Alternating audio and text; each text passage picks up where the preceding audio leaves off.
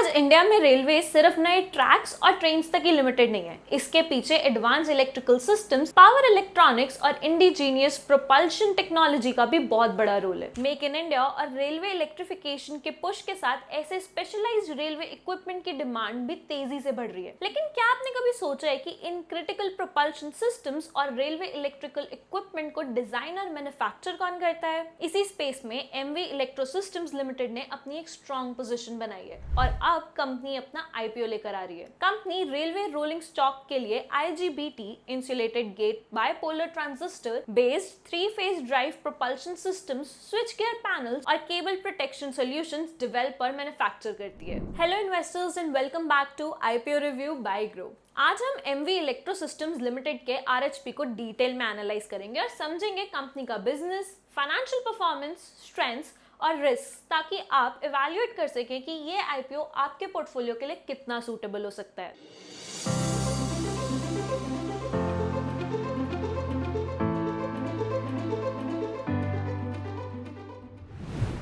Company की IPO details की बात करें तो सबसे पहले आईपीओ साइज है अप टू 290 करोड़ और ये पूरी तरह से फ्रेश इशू है, जिसका मतलब है कि जो भी फंड्स आईपीओ से रेज होंगे वो सब कंपनी के पास जाएंगे। आईपीओ सब्सक्रिप्शन के लिए 30 जुलाई 2026 को ओपन होगा और 3 अगस्त 2026 को क्लोज हो जाएगा। आईपीओ का अलॉटमेंट 4 अगस्त 2026 तक फाइनलाइज होगा और कंपनी के शेयर्स की लिस्टिंग 6 अगस्त 2026 तक हो सकती है। कंपनी ने आईपीओ के लिए 400 से 425 रुपीज पर शेयर का प्राइस बैंड सेट किया है। रिटेल इन्वेस्टर्स के लिए मिनिमम लॉट साइज 34 शेयर्स का है, जिसके हिसाब से अपर प्राइस बैंड पर मिनिमम इन्वेस्टमेंट 14,450 रुपीज होगी। आईपीओ के नेट प्रोसीड्स का यूज कंपनी अपनी बिजनेस रिक्वायरमेंट्स को सपोर्ट करने के लिए करेगी। इसमें से लगभग 180 करोड़ का इस्तेमाल long term working capital requirements fund करने के लिए होगा और 21 करोड़ नए पावर इलेक्ट्रॉनिक इक्विपमेंट के लिए रिसर्च, डिजाइन और डेवलपमेंट एक्टिविटीज में इन्वेस्ट किया जाएगा। इसके अलावा बची हुई अमाउंट का यूज जनरल कॉर्पोरेट पर्पसेस के लिए यूज किया जाएगा। एमवी इलेक्ट्रॉनिक्स एक टेक्नोलॉजी ड्रिवन कंपनी है जो रेलवे रोलिंग स्टॉक के लिए इलेक्ट्रिकल और power electronics equipment design, develop और मैन्युफैक्चर करती है, जिसमें IGBT which is insulated gate bipolar transistor based 3-phase drive propulsion equipment, switch gear panels for railway coaches and EMUs which is electric multiple units और cable protection products शामिल है। सितंबर 2025 में company को CLW which is Chittaranjan locomotive works Indian railway से अपने in house design 3-phase propulsion equipment के लिए approval मिली, जिसके बाद मार्च 2026 में कमर्शियल सप्लाईज भी शुरू हो गई। कंपनी का R&D सेंटर जून 2026 में DSIR which is department of scientific and industrial research, ministry of science and technology, government of India से भी रिकॉग्नाइज्ड हुआ। कंपनी इंडिया के रेल इंफ्रास्ट्रक्चर ट्रांजिशन का हिस्सा है, जो broad gauge electrification, make in India procurement और नेटवर्क एक्सपेंशन जैसे हाई स्पीड कॉरिडोर से ड्रिवन है और इसमें कंपनी खुद इंडिजीनियस डिजाइन कैपेबिलिटीज वाले एक डोमेस्टिक मैन्युफैक्चरर के रूप में पोजीशन करती है। अब बात करते हैं कंपनी की स्ट्रेंथ्स की। Number 1 is strong in house R&D and engineering capabilities. Company की स्ट्रेंथ इसका strong in house research, design and development setup है, जहां मई 2026 तक 45 परमानेंट एम्प्लॉइज यानी टोटल परमानेंट वर्कफोर्स का अराउंड 21.84% R&D सेंटर का हिस्सा थे। कंपनी ने indigenously IGBT based 3-phase drive propulsion system develop किया है, जिसे research, design and standards organisation RDSO और चितरंजन लोकोमोटिव वर्क्स से अप्रूवल मिल चुका है और इंडियन रेलवेज को कमर्शियल सप्लाईज भी स्टार्ट हो चुकी हैं। Second is high entry barriers and strong indigenous technology. Company का बिजनेस हाई एंट्री बैरियर्स वाला है, क्योंकि रेलवे प्रोपल्शन सिस्टम्स के लिए complex design capabilities, stringent RDSO और CLW अप्रूवल्स, सेफ्टी सर्टिफिकेशंस और लॉन्ग प्रोडक्ट क्वालिफिकेशन साइकिल्स की जरूरत होती है। कंपनी की indigenous technology, strong in house R&D और डिजाइन एक्सपर्टीज की वजह से इसे फॉरेन टेक्नोलॉजी पर रॉयल्टी या लाइसेंसिंग फीस नहीं देनी पड़ती, जिससे कॉस्ट एडवांटेज मिलता है और इंडियन रेलवेज की चेंजिंग रिक्वायरमेंट्स के हिसाब से प्रोडक्ट्स को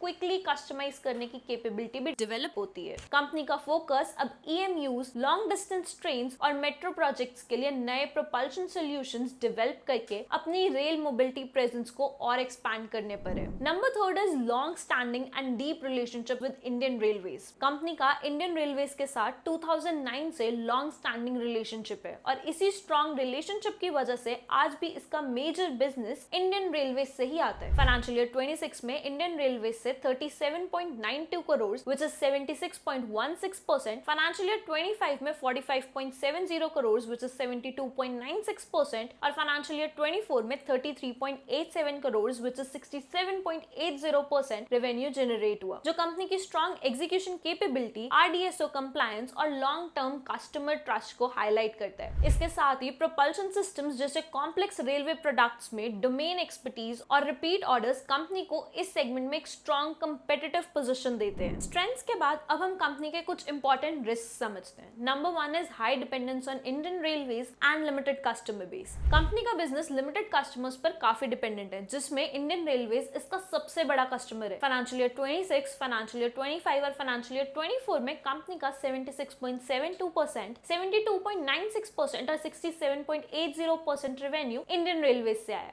अगर इंडियन रेलवेज या किसी और मेजर कस्टमर्स के ऑर्डर्स कैंसिल, डीले या रिड्यूस होते हैं तो इसका डायरेक्ट इंपैक्ट कंपनी के रेवेन्यू, प्रॉफिटेबिलिटी और ओवरऑल फाइनेंशियल परफॉर्मेंस पर पड़ सकता है। Number 2 is execution risk of large order book. Company को फाइनेंशियल ईयर 26 में 453 फेस प्रोपल्शन इक्विपमेंट सप्लाई करने के लिए 737.66 crore excluding GST and AMC के सिग्निफिकेंट परचेज ऑर्डर्स मिले हैं। अगर कंपनी इस ऑर्डर को टाइम पर एग्जीक्यूट नहीं कर पाती with respect to production capacity, working capital, delivery timelines, quality standards या वारंटी ऑब्लिगेशंस, तो इसका रेवेन्यू रिकॉग्निशन, कैश फ्लोज और ओवरऑल फाइनेंशियल परफॉर्मेंस पर मटेरियल एडवर्स इंपैक्ट पड़ सकता है। Number 3 is dependence on imported raw materials. कंपनी अपने करंट प्रोडक्ट्स और 3 फेस प्रोपल्शन इक्विपमेंट के लिए चाइना, यूके, हांगकांग और सिंगापुर जैसी कंट्रीज से इंपोर्टेड रॉ मटेरियल्स और इलेक्ट्रॉनिक कंपोनेंट्स पर डिपेंड करती है। अगर government policies, trade tension, supply chain disruptions या रॉ मटेरियल प्राइसेस और क्वालिटी में कोई एडवर्स चेंजेस आते हैं तो कंपनी के प्रोडक्शन, प्रोडक्ट एग्जीक्यूशन और ओवरऑल बिजनेस ऑपरेशंस पर सिग्निफिकेंट नेगेटिव इंपैक्ट पड़ सकता है। 4th is anonymous complaints and regulatory scrutiny. Company के DRHP फाइल होने के बाद सेबी को फरवरी, मई और जून 2026 में अनोनिमस कंप्लेंट्स रिसीव हुई, जिसमें pollution certificate, factory compliance, labour law compliance और कुछ ग्रुप एंटिटी से रिलेटेड एलिगेशंस उठाए गए थे। कंपनी ने इन सभी एलिगेशंस का डिटेल क्लैरिफिकेशन और सपोर्टिंग डॉक्यूमेंट्स सबमिट किए और अभी तक कंपनी के अगेंस्ट कोई एडवर्स ऑर्डर या फाइंडिंग पास नहीं हुई है। फिर भी अगर फ्यूचर में इन कंप्लेंट्स पर रेगुलेटरी इन्वेस्टिगेशन या कोई एडवर्स आउटकम आता है तो इससे कंपनी की रेप्यूटेशन, मैनेजमेंट का फोकस, फाइनेंशियल परफॉर्मेंस और बिजनेस ऑपरेशंस पर नेगेटिव इंपैक्ट पड़ सकता है। Number 5 is high dependence on confidential technical know how. Company का कॉम्पिटिटिव एडवांटेज उसका प्रोप्राइटरी टेक्निकल नो हाउ,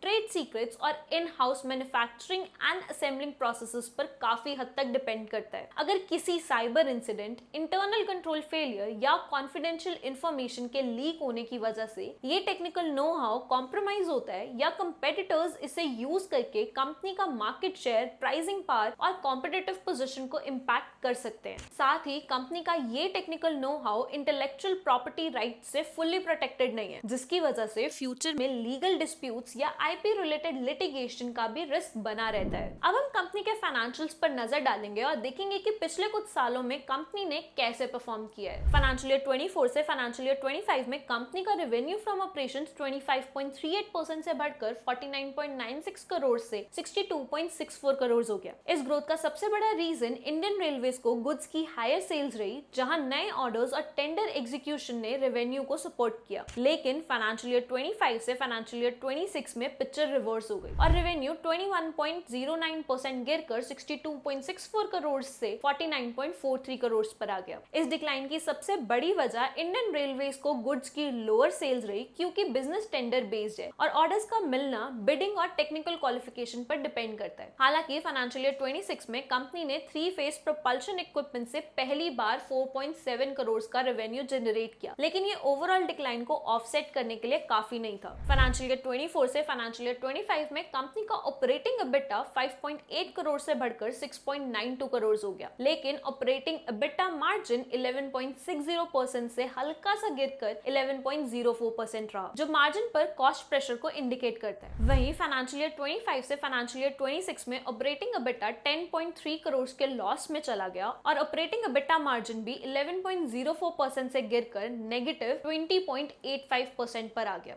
जो रेवेन्यू डिक्लाइन और ऑपरेटिंग परफॉर्मेंस में आई कमजोरी का क्लियर इंपैक्ट दिखाता है। फाइनेंशियल ईयर 24 से फाइनेंशियल ईयर 25 में अदर एक्सपेंसेस 8.8 करोड़ से हल्का सा बढ़कर 8.9 करोड़ हुए, लेकिन टोटल इनकम का परसेंटेज के हिसाब से ये 17.41% से घटकर 13.77% पर आ गए। यानी रेवेन्यू और टोटल इनकम की ग्रोथ के मुकाबले अदर एक्सपेंसेस का प्रोपोर्शन कम रहा, जिसने कंपनी के EBITDA मार्जिन इंप्रूव होने में सपोर्ट दिया। इससे पता चलता है कि कंपनी ने ऑपरेटिंग कॉस्ट को रेवेन्यू ग्रोथ के हिसाब से एफिशिएंटली मैनेज किया, जिसका पॉजिटिव इंपैक्ट प्रॉफिटेबिलिटी पे देखने को मिला। फाइनेंशियल ईयर 25 से फाइनेंशियल ईयर 26 में कंपनी का ऑपरेटिंग EBITDA मार्जिन 11.04% से गिरकर -20.85% हो गया, जिसका सबसे बड़ा रीजन रेवेन्यू में गिरावट के साथ ऑपरेटिंग कॉस्ट का काफी बढ़ना था। एम्प्लॉय बेनिफिट एक्सपेंसेस 9.57 करोड़ से बढ़कर 13.76 करोड़ हो गए, जहां एम्प्लॉय कॉस्ट का शेयर टोटल इनकम के 14.80% से बढ़कर 27.64% तक पहुंच गया। साथ ही अदर एक्सपेंसेस भी 8.9 करोड़ से बढ़कर 11.1 करोड़ हो गए और उनका शेयर 13.77% से बढ़कर 22.28% हो गया, जिसने मार्जिन्स पर और प्रेशर डाला। कंपनी का प्रॉफिट आफ्टर टैक्स भी रेवेन्यू और EBITDA की तरह कंसिस्टेंट नहीं रहा। पैट फाइनेंशियल ईयर 24 के 0.56 करोड़ से बढ़कर फाइनेंशियल ईयर 25 में 1.4 करोड़ हो गया, लेकिन फाइनेंशियल ईयर 25 से फाइनेंशियल ईयर 26 में रेवेन्यू डिक्लाइन और EBITDA लॉस की वजह से कंपनी का पैट भी शार्पली गिरकर 12.62 करोड़ के नेट लॉस में कन्वर्ट हो गया। पैट के मूवमेंट में फाइनेंस कॉस्ट का कंसिस्टेंट इंक्रीज भी कंट्रीब्यूट करता है। फाइनेंशियल ईयर 24 से फाइनेंशियल ईयर 25 में ये 23.14% बढ़कर 2.47 करोड़ से 3.04 करोड़ हुआ, प्राइमरली कंपनी की हायर यूटिलाइजेशन ऑफ लिमिट्स की वजह से। और फाइनेंशियल ईयर 25 से फाइनेंशियल ईयर 26 में फर्दर 14.73% इंक्रीज होकर 3.49 करोड़ हो गया, हायर लिमिट यूटिलाइजेशन के साथ एडिशनल फंडिंग ऑब्टेन करने की वजह से भी। पीयर कंपैरिजन की बात करें तो कंपनी के मुताबिक इस साइज और रेवेन्यू प्रोफाइल की कोई भी लिस्टेड कंपनी नहीं है जो in house developed IGBT based three phase drive propulsion systems की प्रोप्राइटरी टेक्नोलॉजी रखती हो। पब्लिकली अवेलेबल इंफॉर्मेशन के हिसाब से सिर्फ हिंद रेक्टिफायर्स लिमिटेड ने भी ऐसा प्रोपल्शन सिस्टम्स डेवलप किया है, लेकिन उसके अप्रूवल्स अभी पेंडिंग है। इसी वजह से कंपनी ने हिंद रेक्टिफायर्स लिमिटेड को अपना इंडस्ट्री पीयर माना है। Listed peers Hind rectifiers limited के अलावा Medha servo drives private limited भी एक अनलिस्टेड कंपनी है जो in house developed IGBT based three phase drive propulsion systems बनाकर इंडियन रेलवेज को सप्लाई करती है। अगर हम नंबर्स देखें तो MV इलेक्ट्रो सिस्टम्स का रेवेन्यू पीयर्स के कंपैरिजन में सिग्निफिकेंटली छोटा है। फाइनेंशियल ईयर 26 में कंपनी का रेवेन्यू फ्रॉम ऑपरेशंस 49.43 करोड़ रहा, जबकि हिंद रेक्टिफायर्स लिमिटेड का 999.12 करोड़ और अनलिस्टेड पीयर मेधा सर्वो ड्राइव्स का फाइनेंशियल ईयर 25 के फिगर्स, क्योंकि फाइनेंशियल ईयर 26 का डेटा पब्लिक डोमेन में अवेलेबल नहीं है। इन फाइनेंशियल ईयर 25 4300.05 करोड़ रहा। ऑपरेटिंग EBITDA मार्जिन के केस में भी MV इलेक्ट्रो सिस्टम्स का फाइनेंशियल ईयर 26 परफॉर्मेंस पीयर्स से काफी वीक रहा। कंपनी का मार्जिन 20.85% नेगेटिव रहा, जबकि हिंद रेक्टिफायर्स का मार्जिन 8.49% और मेधा सर्वो ड्राइवर्स का फाइनेंशियल ईयर 25 का मार्जिन 22.17% पॉजिटिव रहा। ये इंडिकेट करता है कि फाइनेंशियल ईयर 26 में कंपनी की ऑपरेटिंग लेवल प्रॉफिटेबिलिटी पीयर्स के कंपैरिजन में सिग्निफिकेंटली वीकर रही। एब्सोल्यूट ऑपरेटिंग EBITDA के टर्म्स में भी MV इलेक्ट्रो सिस्टम्स ने फाइनेंशियल ईयर 26 में 10.31 करोड़ का लॉस रिपोर्ट किया, जबकि हिंद रेक्टिफायर्स ने ऑपरेटिंग EBITDA 84.08 करोड़ और मेधा सर्वो ड्राइवर्स का फाइनेंशियल ईयर 25 का 953.23 करोड़ का प्रॉफिट रहा। इसी ट्रेंड का असर कंपनी के प्रॉफिट फॉर द ईयर पर भी दिखा। MV इलेक्ट्रो सिस्टम्स को फाइनेंशियल ईयर 26 में 12.63 करोड़ का नेट लॉस हुआ, जबकि हिंद रेक्टिफायर्स ने 38.6 करोड़ और मेधा सर्वो ड्राइवर्स ने फाइनेंशियल ईयर 25 में 853.05 करोड़ का प्रॉफिट रिपोर्ट किया। स्केल के टर्म्स में देखें तो हिंद रेक्टिफायर्स का रेवेन्यू MV इलेक्ट्रो सिस्टम्स का रफली 20 टाइम्स बड़ा है और मेधा सर्वो ड्राइव्स का रेवेन्यू तो MV से लगभग 87 टाइम्स बड़ा है। ओवरऑल MV इलेक्ट्रो सिस्टम्स अपने पीयर्स के कंपैरिजन में रेवेन्यू, स्केल और प्रॉफिटेबिलिटी दोनों ही मेट्रिक्स पर सिग्निफिकेंटली पीछे हैं और फाइनेंशियल ईयर 26 में नेगेटिव EBITDA मार्जिन और नेट लॉस इन्वेस्टर्स के लिए की मॉनिटरेबल फैक्टर्स है। तो दोस्तों एमवी इलेक्ट्रो सिस्टम्स लिमिटेड एक नीश रेलवे टेक्नोलॉजी कंपनी है जो in house develop IGBT based three phase drive propulsion systems और रेलवे इलेक्ट्रिकल इक्विपमेंट मैन्युफैक्चर करती है। कंपनी की स्ट्रेंथ्स में strong in house R&D, high entry barriers, Indian railways के साथ लॉन्ग स्टैंडिंग रिलेशनशिप और 737.66 करोड़ का स्ट्रॉन्ग ऑर्डर बुक शामिल है, जो आने वाले सालों के रेवेन्यू विजिबिलिटी को सपोर्ट करता है। लेकिन इन्वेस्टर्स को कुछ की रिस्क भी ध्यान में रखने चाहिए, जैसे इंडियन रेलवेज पर हाई रेवेन्यू डिपेंडेंस, इतने बड़े ऑर्डर बुक को टाइमली एग्जीक्यूट करने का एग्जीक्यूशन रिस्क, इंपोर्टेड कंपोनेंट्स पर रिलायंस और रेगुलेटरी स्क्रूटिनी से जुड़े कंसर्न्स। फाइनेंशियल्स की बात करें तो फाइनेंशियल ईयर 24 से फाइनेंशियल ईयर 25 तक कंपनी ने अच्छी ग्रोथ दिखाई, लेकिन फाइनेंशियल ईयर 26 में revenue decline, negative operating margins और नेट लॉस भी रिपोर्ट किया। इसीलिए इन्वेस्टमेंट डिसीजन लेने से पहले कंपनी की ग्रोथ अपॉर्चुनिटीज के साथ बिजनेस रिस्क और फाइनेंशियल परफॉर्मेंस दोनों को केयरफुली इवैल्यूएट करना जरूरी है। ये एनालिसिस सिर्फ एजुकेशनल पर्पसेस के लिए था। इन्वेस्टमेंट डिसीजन लेने से पहले आरएचपी को ध्यान से पढ़ें और अपने फाइनेंशियल एडवाइजर से जरूर कंसल्ट करें। अगर ये वीडियो आपको हेल्पफुल लगा हो तो लाइक करें और चैनल को सब्सक्राइब करें। Happy investing.